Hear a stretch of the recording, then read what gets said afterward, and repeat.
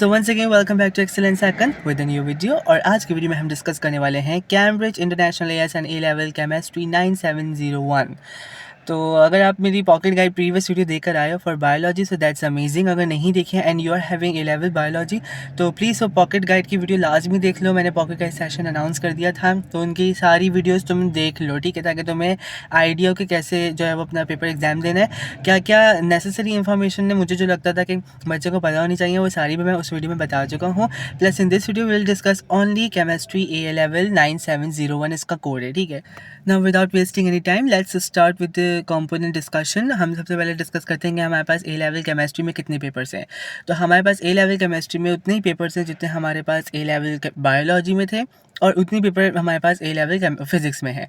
Bio chemistry physics तीनों में 5 paper components होते हैं। पहले साल में 3 होते हैं, दूसरे साल में 2 होते हैं। आप प्रीवियस वीडियो अगर देख लिया आपने, अगर पहली वीडियो आपने नहीं देखी पॉकेट गाइड की, मैं बार बार कह रहा हूँ कि जाकर देखो, क्योंकि मैंने बहुत ज़्यादा डिटेल इन्फॉर्मेशन दी हुई है उसमें, ठीक है। मतलब कुछ भी मैंने एक्स्ट्रा नहीं कहा। अब दूसरी, और मैं अब कोशिश करता हूँ कि मैं एक्स्ट्रा बात नहीं करूँ ताकि बच्चा जो टू द पॉइंट हर चीज़ समझ जाए। जो जो चीज़ें समझने के लिए वो आई गेस कि बेसिकली उसको समझना ज़रूरी है फॉर इस एसिंग एग्ज़ाम, ठीक है। पहला साल जिसे हम एएस लेवल कहते हैं, इसमें हमारे पास 3 पेपर्स होते हैं, P1, P2 एंड P3। और पेपर 4 पेपर 5 हमारे पास A2 में होते हैं, means second year of your A levels, ठीक है। और जो 1 गो में करते हैं वो 5 पेपर एक साथ देते हैं, जिसमें क्लैश भी होता है, वो हम आगे डिस्कस करेंगे, ठीक। Paper 1 is of multiple choice questions, यानी कि एमसीक्यू तरह का पेपर होता है, ठीक है। इसमें 40 एमसीक्यूज़ होते हैं और 40 मार्क्स का पेपर होता है। 1 आवर 15 मिनट्स होता है। अब आप देखो कि आपको लेवल केमिस्ट्री का P1 जो था एमसीक्यू वाला पेपर, उसमें 1 घंटा दिया था, यहाँ पर 1 घंटा 15 मिनट दिया हुआ है आपको, तो it is beneficial for you guys, ठीक है। अच्छा, and secondly what is very important कि यहाँ पर हमें ये चीज़ पता होनी चाहिए कि हमारे पास इसका weightage, if you are giving AS, अब मैंने आपको प्रीवियस वीडियो में बताया था what is the difference between AS, A2 and AL, ठीक है, सारा कुछ। तो अगर आपने एएस देना है सिर्फ, मतलब आपको A2 नहीं देना, आप सिर्फ एएस दोगे तो एएस में मैक्सिमम अच्छा ग्रेड आपका ए बनता है, ठीक है ना। तो आप एएस के लिहाज से इसका वेटेज है 31%। अगर आप पूरा ए लेवल्स दे रहे हो, और यूजुअली बच्चे ए लेवल्स पूरा देते हैं, ठीक, यानी कि पहला साल एएस देते हैं, दूसरे साल A2 देते हैं, वो 1 गो में भी दे सकते हैं, तो उसके लिहाज से 15.5% इसका वेटेज है। एंड आई गेस कि 15.5% वेटेज इसका बहुत इंपॉर्टेंट है, हमें इसको निगलेक्ट नहीं करना चाहिए, इस पर फोकस करना चाहिए। तो एमसीक्यू में आप मार्क्स उठाओ, बच्चे का आराम से around, if I am not wrong, तो 34 पर ए बन जाता है, टू बी ऑनेस्ट। हाँ, अगर पेपर बहुत ही ज़्यादा आसान आ गया, इतना ज़्यादा आसान है, तब भी जाके 35-36 बनेगा और ए। और अगर बहुत टफ पेपर है, बहुत मुश्किल आया है, तब भी ज़्यादा से ज़्यादा ए 32 पे बनेगा आपका ए बस। आई गेस कि 31 पे भी बन जाएगा। अगर अगेन मेरे थ्रेशोल्ड फिक्स नहीं होता, वो वेरी करता है, तो हम ये नहीं कह सकते, पर you need 35+ marks for a, ठीक है, इन दिस। और मैं बच्चों को रिकमेंड करता हूँ कि ए नहीं लेकर आओ, ए से ज़्यादा लेकर आओ। ए से ज़्यादा कोई ग्रेड नहीं होता, पर ए से ज़्यादा मार्क्स होते हैं, ठीक है। यानी कि अगर तुम्हारे 32 पे ए बन रहा है तो तुम 36 मार्क्स लेकर आओ, तो 36 मार्क्स का क्या होगा, फिर वो A2 में काउंट होता है। बिकॉज अगर आपने फर्स्ट वीडियो नहीं देखी पॉकेट गाइड की, तो मैं अब आपको यहाँ पे केमिस्ट्री में बता देता हूँ, बिकॉज काफ़ी बच्चों ने बायो नहीं लिया होता और वो कंप्यूटर साइंस के बच्चे होते हैं। तो यहाँ आपको एक चीज़ समझा दूँ कि वो ये चीज़ है कि आपको ये समझना ज़रूरी है कि आपके जो मार्क्स एएस में आते हैं वो आपके A2 में कैरी होते हैं। लाइक अगर आपने एएस में मार्क्स उठाया है, मार्क्स को छोड़ो, हम उसको ओवरऑल ग्रेड काउंट कर लेते हैं। अगर आपने ए लेवल्स में पहले साल में बी ग्रेड उठा लिया इन योर एएस, तो आप इसको A2 में क्वालिफाई करते हो। आपको बहुत बहुत मेहनत की ज़रूरत होती है, तब जाके आपका ए या ए स्टार आता है, यानी कि आप ग्रेड जंप कर सकते हो। हो सकता है कि आपने उतनी मेहनत नहीं की हो जितनी जंप के लिए मेहनत थी, तो शायद आपका ये मेंटेन रहे ग्रेड, यानी कि बी ही रहे। या फिर हो सकता है कि आपने इतना गंदा पेपर दिया पेपर 4 का और पेपर 5 का कि आपका ग्रेड मैनेज नहीं हो, आपके मार्क्स इतने कम आए कि आपका ओवरऑल ग्रेड बन रहा है सी, ठीक है। चांसेस डी तक भी होते हैं, हम ये नहीं कह सकते कि बिल्कुल नहीं होते, होते तो हैं, पर सी बन जाता है। तो that's not a good grade. I want prefer you guys कि आप ए स्टार ए या बी तो लेकर आओ इसमें, ठीक है। और ए स्टार ए लेकर आ जाओ, आराम से आ जाता है इसमें। ये वो पेपर है जिसमें इतनी मेहनत नहीं चाहिए जितनी फिजिक्स में चाहिए या फिर बायो में, क्योंकि वहाँ कॉन्सेप्ट्स बहुत ज़्यादा है, अलग अलग लॉज याद करो, ये सब A2 में है। I know in the second year इसमें है, पर इतने नहीं है, ठीक है। अब देखो सेकंड पेपर, अभी तुम्हारा फर्स्ट पेपर तुम्हें समझ आ गया। फर्स्ट पेपर में तुमने अच्छे मार्क्स उठा लिए, अराउंड 35+ मार्क्स तुम लेकर आ गए, अराउंड 40, तो तुम्हारा अच्छा ग्रेड बन गया। यहाँ पे तुमने ए उठाना है, पेपर 1 में ए उठाना ज़रूरी है। पेपर 1 में ए उठाओ एंड देन पेपर 2 में ए उठाओ, ठीक। पेपर 3 में अगर तुम बी भी लेकर आ रहे हो, सो दैट्स मैनेजेबल, सी भी चल जाएगा, टू सम एक्सटेंट चल जाएगा, मैं ये नहीं कह रहा कि बिल्कुल भी नहीं चलेगा, सही है। लेकिन आई प्रेफर कि ए तो लेकर आओ P1 P2 में, P2 में तो ए ज़रूरी होता है और P1 में भी ज़रूरी होता है। अब पेपर 2 है आपका एएस लेवल स्ट्रक्चर्ड क्वेश्चंस, जिसमें आपको थ्योरी बेस्ड क्वेश्चंस यानी कि क्वेश्चन आंसर्स पूछे जा सकते हैं, आपको डायग्राम्स दी जा सकती है, लेबलिंग XYZ सारा कुछ, ठीक है, ये सारी चीज़ें आपसे पूछी जा सकती हैं। और प्लस ये बहुत ज़्यादा इंपॉर्टेंट होता है, इसमें आपको हर चीज़ को डिटेल से समझने ज़रूरत है। 1 घंटा 15 मिनट का ये पेपर होता है और इस 1 घंटे 15 मिनट के पेपर में आपको पूरा जो है वो जितने भी क्वेश्चंस होते हैं वेरी करते हैं, फिक्स नहीं होते क्वेश्चंस, तो वो आपको पूरा परफेक्टली पेपर अपनी पूरी नॉलेज से करना है और इसके लिए आपको वेल प्रिपेयर्ड होना चाहिए। और 60 मार्क्स का पेपर है। अब ए किस पे बनता है, अब अराउंड ए बनता है, अगेन इट वेरीज, 52 मार्क्स पे बन जाता है, 54 पे बनता है या 55 56। अगर पेपर बहुत ही टफ गया तो 55 पे बन जाता है, अगर पेपर बहुत टफ गया है तो 52 पे बन जाता है, यानी कि ग्रेड थ्रेशोल्ड लो हो जाता है। और अगर बहुत ईजी पेपर गया तो फिर 55 चाहिए होते हैं फॉर योर ए, ठीक है। तो P2 के लिहाज से तो आपको मेहनत अपनी हाई रखनी है। इसका वेटेज तुम अगर देखो तो 46% है अगर तुम AS दे रहे हो, और अगर पूरा A लेवल्स दे रहे हो जो कि हम काउंट करते हैं, जिसका वेटेज है 23%। इसका वेटेज कितना ज़्यादा है A लेवल्स के पेपर 1 से, ठीक है। तो AS में अगर तुम देखो हाई वेटेज P2 है, उसके बाद P1 है, उसके बाद जाकर P3 है। और P3 क्या है वो मैं बाद में डिस्कस करता हूँ। पेपर 2 थ्योरी होता है और मैं बच्चों को कहता हूँ कि यहाँ पर ईजिली मार्क्स गेन हो जाते हैं। वो तुमसे एक न्यू चीज़ नहीं पूछता। हाँ, वो तुमसे ये ज़रूर कह सकता है कि उन्होंने कोई एक्सपेरिमेंट दिया है, पर फिर भी वही बात कि लॉजिक तो वहीं से अप्लाई होगी ना जो तुम्हारी कोर्स बुक में लिखा है। तो कोर्स बुक को पढ़ो, नोट्स को पढ़ो, तुम्हें सब समझ में आ जाएगा। And that's what the key point. तो ये चीज़ समझो, पेपर 1 और पेपर 2 में तुम्हारा ए ज़रूरी है। अगर पेपर 1 में बी आ गया है तो फिर ए, अगर देखो AS में अगर तुम्हारा ऐसा ग्रेड आया ना कि बी या ए, आई मीन ए तो इट इज़ गुड, पर बी आ गया, सी आ गया, डी आ गया, तुम्हें या तो रीटेक देना पड़ता है या फिर तुम्हें A2 में अच्छा करना पड़ता है। और टू बी ऑनेस्ट बच्चा कहता है कि हम AS में जैसा भी लेके आ जाओ यार A2 में चल जाएगा, नहीं चलता। A2 is more difficult than AS। मतलब टू बी ऑनेस्ट A2 में हमारे पास जो नॉलेज होती है वो AS से ज़्यादा डिटेलिंग होती है। और प्लस मज़े की बात, बायोलॉजी में ऐसा कोई सीन नहीं है, फिज़िक्स में ऐसा कोई सीन नहीं है, और आई डोंट थिंक सो कि कंप्यूटर साइंस या किसी और सब्जेक्ट में ऐसा कोई सीन है या नहीं है। पर इन योर केमिस्ट्री आपका A2 में आपको AS पूरी रिवाइज़ करनी पड़ती है, and that's something very new कि आपको A2 में AS पढ़ना पड़ रहा है। और टू बी ऑनेस्ट जैसे मैंने आपको A लेवल बायोलॉजी में बताया था कि आपको जो है वो A2 में आपको AS को ज़्यादा पढ़ना पड़ता है, पर उतना ज़्यादा नहीं, लाइक आप अपनी नोट्स को रिवाइज़ कर लो, सो दैट्स ओके। लेकिन इन A लेवल केमिस्ट्री आपकी जो पेपर 4 होता है उसमें कभी कभार जितने भी क्वेश्चंस होते हैं ज़्यादातर वो कभी कभार AS से उठा कर दे देते हैं। तो AS की इतनी अहमियत है, और ये तुम आगे देखोगे कि AS और A2 अलग अलग सिलेबस कंटेंट पर मुश्तमिल है और उनकी डिटेलिंग्स ऑब्वियसली अलग है, हर सिलेबस की अलग होती है, ठीक। तो फिर उसमें पेपर 2 की मतलब तुम्हें बहुत अच्छी मेहनत करनी होती है और पेपर 4 की मेहनत भी हाई करनी होती है, दोनों का वेटेज तुम देखो तो हाई है। पेपर 3 की बात करते चलेंगे, so it's advance practical skills, यानी कि आपको पेपर परफॉर्म करना पड़ता है ऑब्वियसली। और जैसा कि मैंने कहा था कि आपको लेवल्स में ये चीज़ न्यू होती है कि आपको चीज़ें परफॉर्म करनी पड़ती हैं, आपको एपरेटस को यूज़ करना आना चाहिए, संभालना आना चाहिए, और कौन सा एपरेटस की क्या प्रिसिशन है, वो किस काम के लिए यूज़ होता है, कोई एपरेटस तोड़ नहीं देना वहाँ पर जाकर, तुम्हें सॉल्यूशन एक से ज़्यादा मरतबा नहीं मिलेगा, और हो सकता है कि वो तुम्हें एक और दफ़ा दें और बोलें कि इट्स द लास्ट वार्निंग, आपको अब दोबारा नहीं मिलेगा, and that's a final decision. So बहुत सारे बच्चों के साथ ऐसा होता है, वो घबरा जाते हैं, ब्यूरेट ख़राब होता है, पेपर टूटा हुआ होता है, और इस तरीके से जो है वो बच्चा पैनिक मोड ऑन कर लेता है अपना लैब में।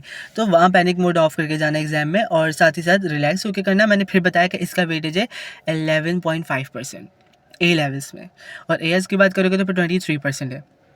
पूरे A लेवल्स में इसका 11.5% वेटेज है, इतना कम वेटेज इसका।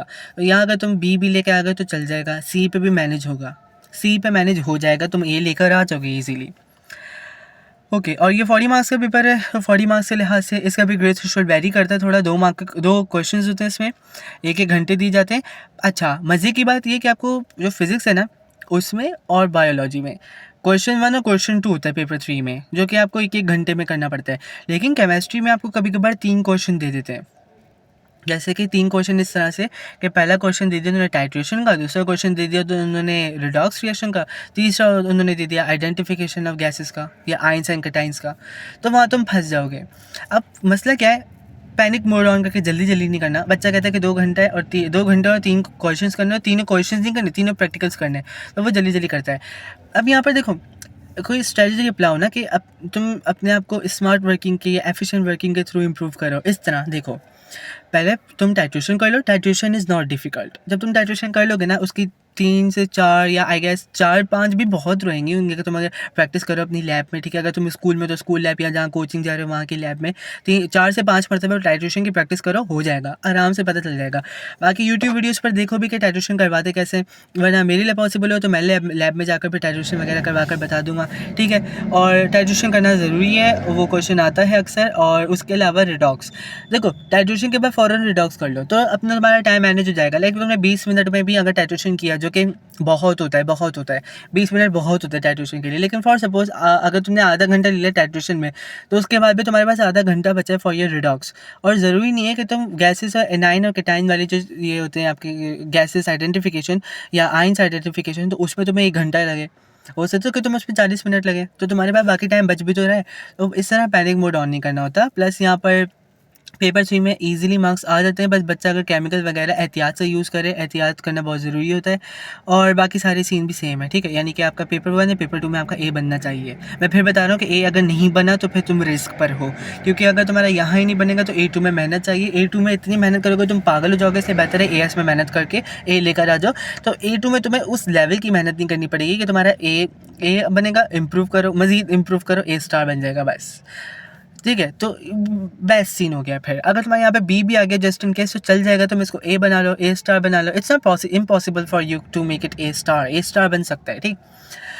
ओके, सो आई गेस कि मैंने एआईएस की डिटेल इन्फॉर्मेशन दे दी आपको, और वो मैंने इसलिए भी दी है कि हो सकता है काफ़ी बच्चे बायो नहीं ले रहे हैं, तो उन्होंने प्रीवियस वीडियो नहीं देखी है, इसलिए मैंने सोचा कि मैं यहाँ पे भी आपको डिटेल इन्फॉर्मेशन दे दूँ for your AIS. Now let's discuss the paper 4 and paper 5 which is in your second year. आपका A2 का जो ईयर होगा उसमें आपको पेपर 4 पेपर 5 देना पड़ता है। Paper 4 is the A level structured question, जिसमें हमारे पास मे बी 9 क्वेश्चन होते हैं, 8 होते हैं, 10 होते हैं, 11 होते हैं, 12 होते हैं। वो उनके ऊपर डिपेंड करता है कि वो कौन से क्वेश्चन हैं, वेरी करते हैं बेसिकली। ये फिक्स क्वान्टिटी में नहीं होते, लेकिन 100 मार्क का पेपर है।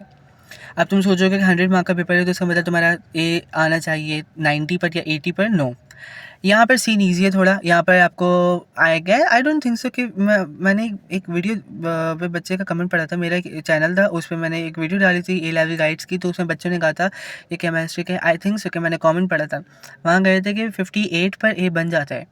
बट आई थिंक सो कि पेपर बहुत ही टफ गया है, बहुत टफ गया है। इतना टफ नहीं जाता वैसे, पर अगर जस्ट इन केस चला गया तो फिर 58, वो भी आई डोंट थिंक सो कि 58, पर अगर वो कह रहे हैं तो मे बी होगा। ग्रेड थ्रेशोल्ड वैरी तो करता है, I haven't seen it right now, पर इसके लिए तुम्हें 65 मार्क्स चाहिए होते हैं, 62, 65, 66, सही है, या 72, इन पर तुम्हारा ए बन जाता है आराम से।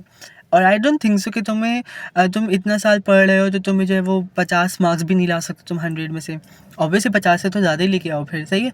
तो आई प्रेफर, अब तुम्हें टारगेट क्या रखना है, क्या तुम्हें ए के लिए मेहनत करनी है? नहीं, तुम्हें ए स्टार के लिए, डिस्टिंक्शन के लिए मेहनत करनी है।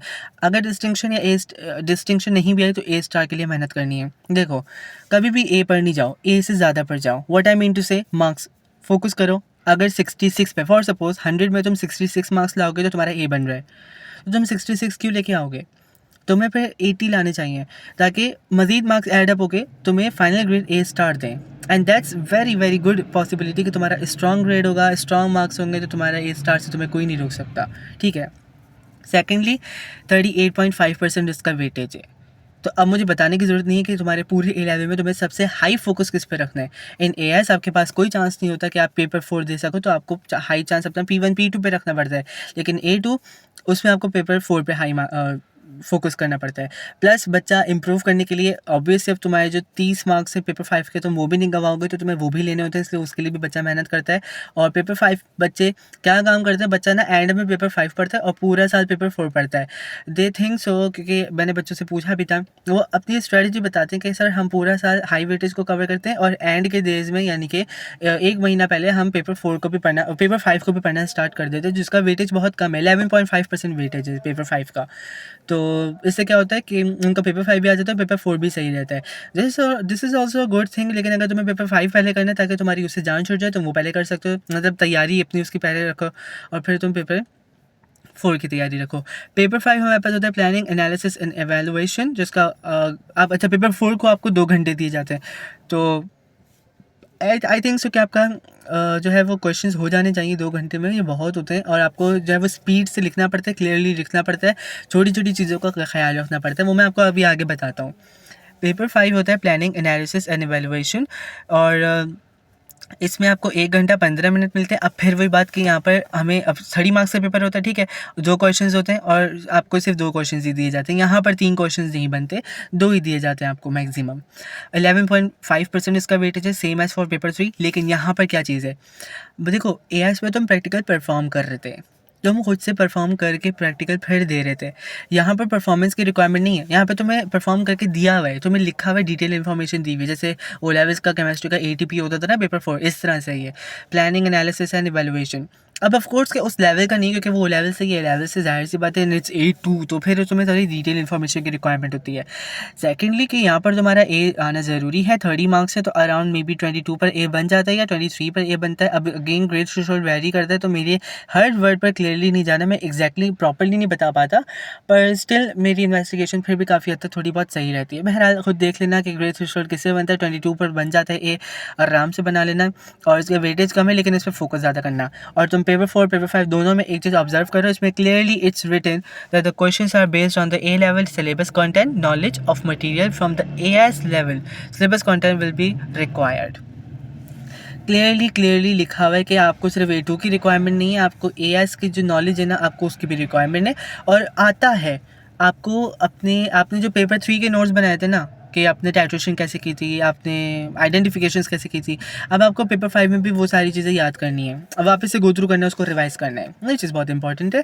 तो यहाँ पर तुम्हारा अच्छा बनेगा। अब सबसे ज़्यादा फोकस रखो पेपर 4 पे, फिर पेपर 2 पे, फिर पेपर 1 पे, फिर पेपर 5 पे, फिर जाकर कहीं पेपर 3 पे फोकस करो। मैं बच्चों को पेपर 3 पे फोकस इसलिए कम करता हूँ क्योंकि बच्चे का जब ग्रेड गंदा बन जाएगा ना, तो वो पैनिक हो जाता है, यार मेरा कुछ नहीं हो सकता। तो इसका वेटेज बहुत कम है, तो उस पर इतनी ज़्यादा फोकस नहीं करना पड़ता। लेकिन इसका ये मतलब नहीं कि बिल्कुल भी फोकस नहीं करो, प्रैक्टिकल छोड़ दो, गंदा ग्रेड उठा लो, डी उठा लो, नहीं उठाओ, अच्छा ग्रेड उठाओ, ए स्टार लेकर आओ, ए लेकर आओ, दैट्स वेरी गुड इनफ, ठीक है। तो ए स्टार के लिए ऐसे स्ट्रेटजी जो है वो अपनाओ और बन जाएगा तुम्हारा, ठीक है ना। आई गेस कि ये 5 पेपर कंपोनेंट्स हैं। एआईएस में 3, A2 में 2 पेपर देने पड़ते हैं, nothing extra is remaining to tell you. अच्छा, जो एएल देते हैं यानी कि एक ही साल में 500 पेपर देते हैं, उनका क्लैश होता है, यानी कि एक दिन में 2 पेपर होते हैं, पेपर 2 एंड पेपर 5, ये दोनों मस्ट होते हैं कि सेम डे पे हो। तो ये इन्विजिलेटर पर है कि वो आपको पहला कौन सा पेपर दे रहा है। हो सकता है कि वो आपको पहला हाई वेटेज वाले पेपर देते हैं, यानी कि पेपर 2, या फिर हो सकता है कि वो आपको आपके फेलोज वगैरह के साथ अपना पेपर 5 पहले दे दे, ठीक है। सो इट डिपेंड्स, यानी कि कुछ बच्चों को पेपर 2 मिल जाता है, कुछ को पेपर 5 पहले मिल जाता है। So it basically depends. Now let's talk about the syllabus content जल्दी से। In your basically AS you need to learn the physical chemistry, inorganic, organic and analytical, ठीक है, एनालिसिस वाला जो भी है, ठीक। In your A2 you need to learn the physical, inorganic, organic, analytical, चारों सेम है। अब इनके चैप्टर्स पढ़ते हैं। जो आपको फिजिकल केमिस्ट्री चाहिए in your AS level, physical chemistry में हमारे पास आते हैं atomic structure, atoms, molecules and stoichiometry, chemical bonding, states of matter, chemical energetics, electrochemistry and equilibria, ठीक है, and then the reaction kinetics. गौर से सुनना जो मैं बोल रहा हूँ, अब ये पॉइंट बहुत इंपॉर्टेंट है, इसको गौर से सुनो। इनऑर्गेनिक केमिस्ट्री में आपको पास होती है पीरियोडिसिटी, ठीक है, and group 2, group 17, nitrogen and sulfur. Then in your organic chemistry you're having introduction to AS level और इन ऑर्गेनिक केमिस्ट्री, ठीक है, यानी कि बेसिक आपको इंट्रोडक्शन दिया जाता है, वाटर, अल्केन, अल्कीन, अल्काइंस वगैरह सब कुछ सही है। Hydrocarbons, halogen compounds, hydroxy compounds, carbonyl compounds, carboxylic acids and their derivatives, nitrogen compound, सही है, यानी कि जो भी नाइट्रोजन से रिलेटेड कंपाउंड्स होते हैं for your organic chemistry, polymerisation and organic synthesis. And then in analytical chemistry यहाँ पे आपको लिखा हुआ है, एनालिसिस में आपको लिखा हुआ है एनालिटिकल टेक्निक्स। ये कौन सी टेक्निक्स है ये भी मैं बताता हूँ। देखो, हाई यील्ड कौन सा है और आसान कौन सा है। एटॉमिक स्ट्रक्चर आसान है, एटम्स, मॉलिक्यूल, स्टिशियोमेट्री भी टू सम एक्सटेंट आसान है, केमिकल बॉन्डिंग आसान है, डिटेलिंग है, सबसे डिटेलिंग है पर आसान है, स्टेट्स ऑफ मैटर आसान है, ठीक है। आई गेस इलेक्ट्रोकेमिस्ट्री भी आसान है, इट्स हाई यील्ड पर आसान है। रिएक्शन काइनेटिक्स बहुत आसान है, बहुत आसान है। तो अब तुम खुद देखो कि मुश्किल क्या है। केमिकल एनर्जेटिक्स मुश्किल नहीं है लेकिन हाई यील्ड है, कॉन्सेप्ट ज़्यादा है, कैलकुलेशन ज़्यादा है, ठीक है। इक्विलिब्रिया बेसिकली, हाँ, थोड़ा इसके रूल्स हैं, कुछ लॉज हैं, कुछ फार्मूला भी टू सम एक्सटेंट, पर इसमें हमें बेसिकली चीज़ें याद करनी पड़ती हैं कि कंसंट्रेशन इंक्रीज और डिक्रीज हो तो क्या इफेक्ट पड़ता है, सारा कुछ ये थोड़ा कॉन्सेप्चुअल है, ठीक है। तो ये बच्चे को थोड़ा डिटेलिंग भी लगता है, डिफिकल्ट भी लगता है। इलेक्ट्रोकेमिस्ट्री ईजी है टू सम एक्सटेंट, काफ़ी बच्चे ईजी समझते हैं, कुछ बच्चों के लिए डिफिकल्ट भी होता है। सो प्रैक्टिस तो दोनों में करनी है, मतलब सब में करनी है, ठीक। अब इतने सारे तो तुम्हारे पास ईजी हो गए, तो इसका मतलब है कि तुम्हारे पास डिफिकल्ट सिर्फ 3-4 हैं, तो उन 3-4 पे भी फोकस करो। और वो हाई यील्ड है तो उस पर भी बात याद रखो। कोई बच्चे स्टिशियोमेट्री यानी कि मोल्स अच्छे से नहीं समझ पाते हैं, तो वो बेसिकली उसकी प्रैक्टिस करें। और आई गेस कि जिनका मोल्स बहुत ही गंदा है तो वो 1 महीना तो देगा, मतलब 1 महीना में मोल्स की प्रैक्टिस तो करें, साथ साथ और भी सब्जेक्ट्स की प्रैक्टिस करें, पर मोल्स की प्रैक्टिस तो रखें। एक 3 हफ्ते कर लो भले, पर प्रैक्टिस ज़्यादा करो, ठीक। Now in your inorganic chemistry that's रट्टा। मैं बच्चों को कहता हूँ यहाँ पर रट्टा है, क्योंकि ये सारी चीज़ें तुम्हें रिवाइज नहीं करनी पड़ती, रिवाइज करनी पड़ती, तुम्हें कुछ समझना नहीं पड़ता, नथिंग टू अंडरस्टैंड। कि तुमने भाई सोडियम को पानी में डाल दिया, ठीक है, फिर वो पानी कोल्ड है या हॉट है, इनमें क्या क्या रिएक्शंस वगैरह बन रहे हैं, तो ये चीज़ें तुम्हें पता होनी चाहिए। That's your group 2 group 17 nitrogen and sulphur के बारे में पता चले। नाइट्रोजन मतलब अमोनिया जो हैबिट प्रोसेस है, sulphur means C contact process, ठीक है, कौन सा कैटलिस्ट यूज़ हो रहा है, क्या प्रोसेस हो रहा है, क्या प्रोसीजर हो रहा है, क्योंकि इट्स नॉट ओ लेवल कि आपको प्रोसेस सिंपल सा बता दो, क्या क्या प्रोसेस यूज़ हो रहा है, किस तरह से अमोनिया प्रोड्यूस हो रहा है, किस तरह से सल्फर या सल्फ्यूरिक एसिड प्रोड्यूस हो रहा है, ठीक।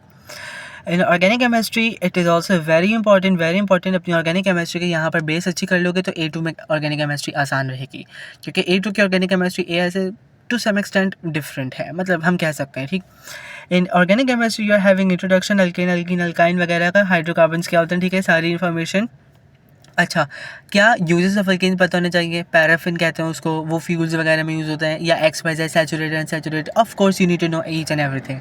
कुछ भी MCQ बन सकता है, कुछ भी पेपर 2 में आ सकता है, ठीक है, और फिर कुछ भी पेपर 4 पेपर 5 में आ सकता है। नाउ हाइड्रोकार्बन्स, अल्केन्स आ गए, एल्कीन्स आ गए, ठीक है ना, और हमारे पास आ गया हेलोजन कार्बन्स, जिसमें हमारे पास हेलोजन ग्रुप अटैच होता है to the organic compound. Hydroxy compound या हाइड्रोक्सिल कंपाउंड विच में मीन्स OL, यानी कि उसमें OH ग्रुप अटैच होता है तो वो OL बन जाता है, यानी कि अल्कोहल ग्रुप से होता है। You need to know about alcohol, you need to know about carbonyl compounds यानी कि ketones and aldehydes. Then you need to know about your carboxylic acids और उसके डेरिवेटिव्स, यानी कि कार्बोक्सिलिक एसिड से जो डिराइव्ड और भी ऑर्गेनिक कंपाउंड्स बने हैं वो कौन कौन से हैं, उन्हें और वो किस तरह से डिराइव यानी किस तरह से बेसिकली बने। नाइट्रोजन कंपाउंड्स किस तरीके से, जैसे कि अमाइन हो गया, अमाइड हो गया, नाइट्राइल हो गया, ठीक है, अमोनिया। इसी तरीके से आपको प्रोटीन के यहाँ थोड़ी इन्फॉर्मेशन दी जाती है, ऑर्गेनिक सिंथेसिस में भी दी जाती है, पर यहाँ पर भी आपको प्रोटीन के अमीनो एसिड्स वगैरह की इन्फॉर्मेशन दी जाती है कि अमीनो एसिड कैसे बन रहे हैं, उनका स्ट्रक्चर्स वगैरह सब पता होना चाहिए। पॉलीमराइजेशन इज़ इंपॉर्टेंट, बच्चा यहाँ बहुत अटकता है, आई डोंट नो व्हाई, थोड़े से कन्फ्यूजिंग होते हैं स्ट्रक्चर्स, थोड़े डरा देने वाले होते हैं, पर स्टिल पॉलीमराइजेशन को तुमने अगर अच्छा खासा टाइम देकर, ज़्यादा टाइम देकर समझ लेना। मैंने फिर वही प्रीवियस वीडियो में कहा था कि जो चैप्टर वीक है उसको टाइम ज़्यादा दो, जो चैप्टर अच्छा हो उसे टाइम कम दो, तो यहाँ तुम्हारा पॉलीमराइजेशन भी हो जाएगा। एनालिटिकल केमिस्ट्री में हमारे पास 2 चीज़ें आती हैं, that's number 1 is your infrared spectrometry, और वो ईजी है, इंफ्रारेड बहुत ईजी है, वो सब चीज़ें आपको ऑलरेडी पेपर में गिवन होती हैं, मतलब आपको सिर्फ देख देख के बताना है, और उसके अलावा क्या बोलूँ मैं। मास स्पेक्ट्रोमेट्री थोड़ा सा फार्मूला भी है और उस पर थोड़े कॉन्सेप्ट है, पर हो जाता है, मुश्किल नहीं है कुछ भी। एक दफ़ा मास स्पेक्ट्रोमेट्री समझ लिया तो तुम्हारे लिए सारी चीज़ें आसान हो जाएंगी। तो 2 चीज़ें आती हैं, ठीक है ना, mass spectrometry and infrared spectrometry. अगर तुम नोट्स बना रहे हो तो उसको लिख लो ताकि तुम्हें याद रहे, बिकॉज यहाँ पे लिखा हुआ नहीं है। Okay, now starting the A2 content, ठीक है, A2 लेवल का क्या कंटेंट है हमारे पास यहाँ पर, सारी वो चीज़ें जो मैंने अभी AS में आपसे बोली हैं, जो भी मैंने आपको AS में बताई हैं, वो सारी चीज़ें आएंगी, ठीक है, वो सब इंक्लूड कर लो। प्लस फिजिकल केमिस्ट्री में आपको केमिकल एनर्जेटिक्स, इलेक्ट्रोकेमिस्ट्री, और हमारे पास आ गया इक्विलिब्रिया यानी कि फर्दर एस्पेक्ट्स ऑफ इक्विलिब्रिया, और हमारे पास आ गया रिएक्शन काइनेटिक्स। रिएक्शन काइनेटिक्स यानी कि रेट ऑफ रिएक्शन, ठीक। ये चारों जो चैप्टर हैं ये बिल्कुल अब अलग अलग नहीं है, ये जो आप AS में पढ़ के आए हो ना, ये AS के चैप्टर्स ही हैं जिन्होंने डिटेल बताया है, लेकिन ये डिटेल बहुत इंपॉर्टेंट है क्योंकि ये डिटेल AS में नहीं थी और ये हट कर डिटेल है। यानी कि अगर कोई 500 पेपर एक साथ दे रहे हैं तो वो ये जो चैप्टर्स है ना फिजिकल केमिस्ट्री के, वो ये A2 में AS में अप्लाई नहीं कर सकता, यानी कि पेपर 1 और पेपर 2 में ये कॉन्सेप्ट अप्लाई नहीं होंगे फॉर ये फिजिकल केमिस्ट्री जो मैं भी आगे बता रहा हूँ, ठीक है। व्हाट आई मीन टू से, देखो A2 में जितने तुम्हारे पास ये लिखे हुए हैं ना सिलेबस, जो भी A2 का सिलेबस है, उसकी एक भी इन्फॉर्मेशन अगर तुमने पेपर 2 में लिख दिया, पेपर 1 में लिख दी, if you are giving composite, तो तुम्हारे मार्क्स चले जाएंगे, क्योंकि नॉलेज ही नहीं रिक्वायर्ड। और पेपर 1 वाला कह रहा है कि भाई ये तो AS में है ही नहीं, A2 में, तो इसने AS में क्यों लिख दिया, तो वो मार्क्स काट देता है। हाँ, AS में जो है वो तुम A2 में नहीं लिखोगे तो मार्क्स कटेंगे, क्योंकि वो रिक्वायरमेंट है, जो रिक्वायरमेंट है बस उसी की बात कर रहे हैं ये लोग। तो आपको क्या पढ़ना है, अब मैं अगर आपको बोलूँ कि आपका A2 का लेवल का कंटेंट क्या है, तो आप बोलोगे केमिकल एनर्जेटिक, इलेक्ट्रोकेमिस्ट्री, इक्विलिब्रियम और reaction kinetics, that's all? No. Atomic structure, atoms, molecules, stoichiometry, chemical bonding, states of matter, ठीक है ना, ये चारों भी आएंगे। इसीलिए क्योंकि साफ साफ लिखा हुआ है कि ए एस से भी आना है, और सिर्फ ये चारों नहीं आएंगे, जो ए एस में प्रीवियस इंफॉर्मेशन थी ना, केमिकल एनर्जेटिक्स और इक्विलिब्रिया, जो भी कुछ सारा कुछ लिखा हुआ है वो भी तुम्हें पता होनी चाहिए, प्लस न्यू इन्फॉर्मेशन भी लो। तो यहाँ थोड़ा मामला थोड़ा सा डिफिकल्ट होता है, तभी मैं कह रहा हूँ कि ए एस में ए उठा लो, तो ए टू में उस लेवल की मेहनत नहीं करनी पड़ेगी कि मुझे इतने ही चाहिए ताकि मेरा ए स्टार बने, ठीक है। तो ये सीन है हमारे पास। If you talk about inorganic chemistry, यहाँ पे something new, that is the transition elements और ग्रुप टू वही जो ए एस में था, लेकिन यहाँ पर ऑफ कोर्स अब ए एस का ही तो ग्रुप 2 पूरा नहीं उठा के देंगे, इसमें थोड़ी बहुत न्यू रिएक्शंस और भी हैं, वो भी तुम समझ लेना। और उसके अलावा ट्रांजिशन एलिमेंट्स हैं। I hope that I have clear है, ठीक है। Transition elements is something very new to you. आपको पता होगा ट्रांजिशन एलिमेंट्स जो कलरफुल कंपाउंड्स फॉर्म करते हैं, तो उनके बारे में आपको पता होना चाहिए। और ट्रांजिशन एलिमेंट्स हाई यील्ड है, ये बात याद कर लो। ये हाई यील्ड के आते हैं एमसीक्यूज कर रहा हूँ, मतलब आई मीन टू से के पेपर 4 में और पेपर 5 में भी आ जाते हैं, ठीक है। ऑफ कोर्स पेपर 5 में इसलिए आएंगे जब तुम ट्रांजिशन एलिमेंट्स पढ़ोगे तो तुम्हें पता चलेगा कि अगर तुमने एक कंपाउंड में दूसरा मतलब कोई रिएक्शन कर रहे हो तो न्यू ट्रांजिशन एलिमेंट फॉर्म हो रहा है जो कि न्यू कलर प्रोड्यूस कर रहा है, तो P5 में भी आने के चांसेस आता है, और पेपर 4 में तो आता ही आता है, ठीक है। हाई यील्ड तो आता है। ऑर्गेनिक केमिस्ट्री फर्दर, अब देखो फर्दर डिटेल है, यानी कि जो चैप्टर्स लिखे हैं वो न्यू या हट कर नहीं है ए एस है, वो ए एस के ही हैं पर वो न्यू है, मजीद डिटेलिंग है। Introduction to A-level organic chemistry, hydrocarbon, halogen carbon compound, hydroxy compound, carboxylic acid and their derivatives, nitrogen compounds, polymerization and organic synthesis. अब यहाँ पर एक चीज़ इंपॉर्टेंट है which is not mentioned, लेकिन मैं बता देता हूँ। In your introduction to organic chemistry, यहाँ पर तुम्हें अल्केन, अल्कीन इनके बारे में नहीं बताएंगे, वो तुम्हें AS में बता चुके हैं, और वो भी आएगा A2 में। लेकिन A2 में तुम्हें न्यू चीज़ बता रहे हैं, that's your benzene, aromatic compounds, ठीक है। एरोमेटिक कंपाउंड समझना बहुत इंपॉर्टेंट है। बेंजीन पूरा आएगा, पूरा बेंजीन आएगा, बेंजीन का हर किस्म का रिएक्शन तुम्हें पता होना चाहिए, मतलब तुम्हें हिफ्ज करने चाहिए ये रिएक्शन तुम्हारी फिंगर टिप से होने चाहिए कि बेंजीन में अगर मैं ये वाला एलिमेंट ये रिएजेंट मिला रहा हूँ तो क्या बन रहा है, अगर मैं जो है वो सनलाइट के अंदर मिला रहा हूँ तो क्या बन रहा है, अगर मैं उसको सिर्फ कैटलिस्ट के थ्रू जो है वो प्रोसीड कर रहा हूँ रिएक्शन तो मेरे पास प्रोडक्ट क्या बन रहा है, सब पता होना चाहिए। ये सारी डिटेल रिक्वायर्ड है in your AS and in your A2। Organic synthesis थोड़ा सा डिटेलिंग है, पॉलीमराइजेशन डिटेलिंग है इन योर A2, ठीक है। हाई यील्ड भी रखता है ये of course. And if I talk about physical chemistry के तो चारों जो भी लिखे हुए ना, ये चारों चैप्टर्स आपके हाई यील्ड है। इनमें मैं ये नहीं कहूँगा कि एक भी नहीं आता या एक भी कम आता है, हाई यील्ड है, तो इनके तो मेहनत करो, ठीक है। बाकी एनालिटिकल केमिस्ट्री का अगर बात कर लेंगे यहाँ पर, तो हमारा एनालिटिकल केमिस्ट्री में ऑफ कोर्स ना यू नो कि जब ऊपर क्लियरली लिखा हुआ है कि A2 में AS की रिक्वायरमेंट भी है, तो आपको सबसे पहले mass spectrometry, infrared spectrometry, and there is one more जो कि मेरे दिमाग में नहीं आ रही है, and that is also one of the part of your analytical chemistry, जो मैं आपको जब बताऊँगा उसके भी की पॉइंट्स बताऊँगा तो फिर आपके लिहाज से वो ईजी हो जाएगा। It's not difficult at all, ठीक है। और उसके अलावा लेट्स ओके, हाँ तो ये सारी चीज़ें हैं, ये पता होना चाहिए आपको। हाई यील्ड बता दिए, फोकस्ड किस पे ज़्यादा करना है, कौन मतलब इसका मतलब नहीं कि कम फोकस किस पे करना है, उसमें भी करना है फोकस, पर ज़्यादा फोकस के इससे क्वेश्चन ज़्यादा बनते हैं, तो डिफरेंट टॉपिकल्स करो कि तुमसे टॉपिकल्स हो रहे नहीं हो रहे। अगर और ये रिलीज़ में चेक करो, तुम ये रिलीज़ करोगे तो तुम्हें पता चल जाएगा कि, और बच्चा पता नहीं क्यों आखिर में ये रिलीज़ करता है, आई प्रेफर कि बीच में एक दफ़ा तो ये रिलीज उठा के कर लो ताकि तुम्हें पता चल जाए कि कौन कौन से क्वेश्चन एग्जामिनर ज़्यादा दे रहा है। और बाकी ये कि nothing extra I want to tell in this video, मुझे नहीं लगता मुझे कुछ और बताना है, पर still if you have any question तो आप मुझसे वो पूछ सकते हो, कमेंट सेक्शन ओपन है। और एक बात और बस कि यहाँ पर तुम्हें इजीली स्टार जब मिल रहा है तो अपने स्टार गवाओ नहीं, यहाँ पर लो।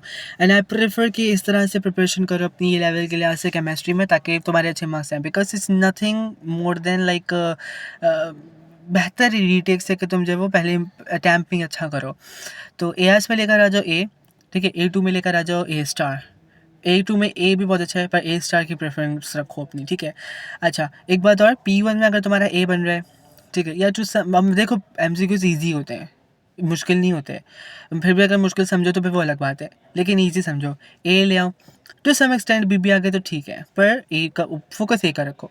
पेपर 2 में A लेकर आओ, ईजीली आ जाएगा, मार्क्स गेनिंग पेपर है, लेकर आ जाओ। हाई वेटेज भी है, तुम्हें वेटेज भी पता चल गया, अब लेकर आओ। पेपर 3 में प्रैक्टिकल में ऊंच नीच हो गई, B चल गया, C भी मैनेजेबल है, तो तुम्हारा AS का ओवरऑल ग्रेड क्या बन गया, A। क्यों बना A? क्योंकि तुम्हारा पेपर 2 में A आया था। सिमिलरली पेपर 4 पेपर 5 में ये स्ट्रेटजी रखो कि तुम्हारा जो पेपर 4 है उसमें तुम्हारा ए बन जाए, और बनना भी चाहिए, बिकॉज 100 में से अगर तुम्हारा 62 या 65 पर ए बन रहा है तो तुम लेकर आ सकते हो, और 67 पे या 70 पे भी बन रहा है ना ए, तो तुम लेकर आ सकते हो। मतलब तुम 30 मार्क्स गवाओगे इतना पढ़ के, दैट्स नॉट फेयर। तो तुम अपने कम अज़ कम भी ज़्यादा ज़्यादा 5 या 6 मार्क्स, इससे ज़्यादा नहीं कटवाओ पेपर 4 में, अच्छा ग्रेड बन जाएगा बहुत, ठीक है। रही बात पेपर 5 की, तो पेपर 5 इज़ समथिंग ईजी। मुझे नहीं लगता कि इसमें तुम, क्योंकि तुम्हें परफॉर्म नहीं करना ना, कुछ तुम्हें कुछ करना ही नहीं है परफॉर्म, तुम्हें जो भी दिया हुआ है तुम्हें लिखना है उसका आंसर। तो ए जब बन रहा है 22 पर या 24 पर आउट ऑफ 30, तो फिर मैं क्या कहूँ कि तुम जो है वो 10 मार्क्स गवाओ अपने। That can't be possible. Paper 5 is something easy, weightage कम है पर स्टिल इट्स ईजी, तो इसमें लेकर आओ, ठीक। ए लेकर आ जाओ, तुम्हारा ओवरऑल ग्रेड क्या बनेगा, ए बनेगा, and that is something superior. अब अगर तुम्हारा पेपर, अब खुद सोचो कि अगर तुम्हारा पेपर 4 और पेपर 5 में तो ए है, तुम्हारा पेपर 1 में भी ए था, तो और पेपर 3 में तुमने बहुत अच्छा अपना पेपर किया, स्मूथ के साथ किया, बिल्कुल अपने एपरेटस को तमीज़ से संभाल के किया, और बिना पैनिक मोड ऑन किए हुए पूरे जो वो आंसर सही लिखे, तुम्हें लग रहा है ये सही आंसर एक्यूरेटली लिखा, तो तुम्हारे सब में ए आ गया, तो तुम्हारा ओवरऑल ग्रेड क्या बनेगा। डोंट यू थिंक कि तुम्हारा ए स्टार ही नहीं बने, हो सकता है डिस्टिंक्शन आ जाए, बिकॉज मैंने कहा था कि तुम ए से ज़्यादा उठाओ। अगर तुम बॉर्डर लाइन पर ए लेके आए हो तो तुम्हारा ए स्टार बनेगा, पर अगर तुमने इतने ज़्यादा मार्क्स उठा लिए जितने डिस्टिंक्शन के लिए चाहिए, तो तुम्हारी डिस्टिंक्शन आ जाएगी, और डिस्टिंक्शन तुम्हारे परसेंटेज को कितना इंक्रीज़ कर देगी, बहुत ज़्यादा। सो ये वाली स्ट्रेटजी अपनाओ, and all the best for your preparation. अभी से पढ़ना शुरू करो। अभी अगर तुमने पढ़ना स्टार्ट नहीं किया, so still you are having time to prepare for your AS, और A2 के लिए मैंने करो तो अभी तुम्हारा पूरा दिसंबर पढ़े और जनवरी पढ़े, तो आई थिंक सो कि तुम अपने दिसंबर तक, पूरा जो दिसंबर है इसमें अपना एएस कवर करो, which is I think possible. कि अगर तुम अपना सोशल टाइम कम कर दो, ठीक है, अपना टेलीविज़न टाइम वगैरह सब कम करो, अपनी फ़िज़िकल एक्टिविटीज़ को रोक दो, और उसके अलावा पूरा दिन से रात पढ़ाई दो विद द गैप्स, यानी कि ब्रेक्स लो ऑब्वियसली, लेकिन उसके बाद पढ़ाई करो, तो तुम्हारा ए स्टार बन जाएगा आराम से। दिसंबर में एआईएस की रिकवरी करो अगर तुम A2 में हो, और अगर अभी तक नहीं पढ़ा, क्योंकि एआईएस पढ़ना ज़रूरी है। और बच्चा पता नहीं क्या, मैं क्या बोलूँ उन्हें, कि वो जो है वो पूरा साल A2 पढ़ता है, वो कहता है एआईएस पढ़ने की ज़रूरत है ना, तो हम एआईएस बाद में पढ़ेंगे। वाई बाद में, जब यू कैन स्टडी बिफोर, पहले पढ़ सकते हो तो पढ़ो ना। तो आप पहले A2 एएस पढ़ो, दिसंबर में एएस पढ़ो, जनवरी फरवरी March and April, you are having 4 months, ठीक है। 4 मंथ्स तुम्हारे पास A2 के लिए बहुत होते हैं, और अगर जो लगातार पढ़ने वाले बच्चे हैं, जो लगातार पढ़ते हैं, तो उनके लिए आई डोंट थिंक सो कि दिसंबर पे कम पड़ेगा फॉर योर एएस, ठीक है।